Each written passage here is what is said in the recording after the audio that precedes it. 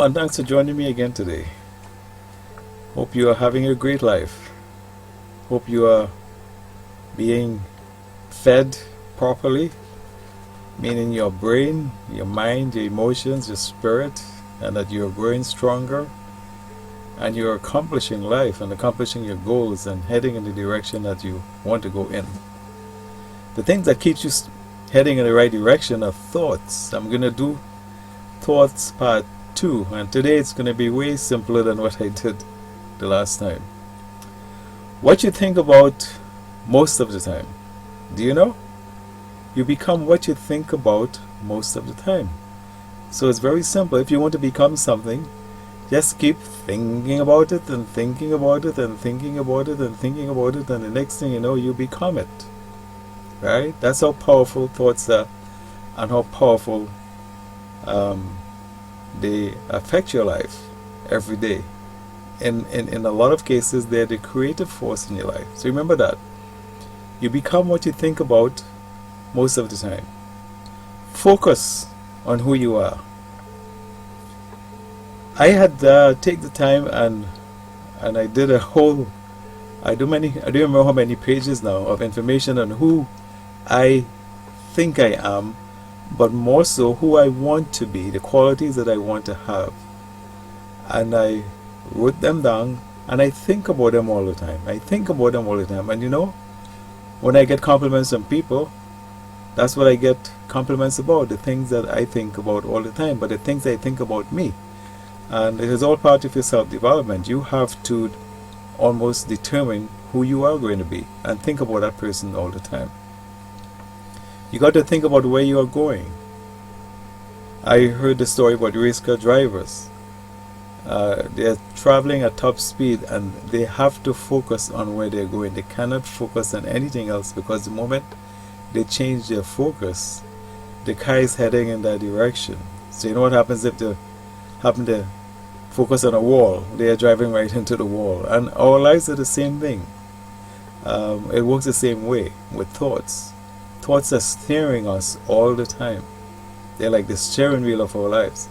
So manage your thoughts. Know where you're going. Focus on where you're going. Think about what you want all the time. Why you want it. Feel that you have it. Like this is the next stage of thoughts is you must always feel you have it. And if you can feel you had it yesterday, that will even be better, because you're telling yourself it is yours, it is in your existence. The subconscious mind, as they say, and according to science, do not know the difference between imagination and reality. It's all the same to the subconscious mind. So when you believe something that you already have it, and there's a process of manifestation that happens to bring it into being. But it's all resides in the thought and your thought life. And that's why you meditate. You meditate on things all the time. It's important that you think about it. It's not a crazy thing to do. You're not being self-centered. You're not being selfish in any way. It is something that you have to do. And you have to do it for you. Nobody else can do it for you. I cannot do your thinking for you. I cannot build your life for you. I cannot give you a future.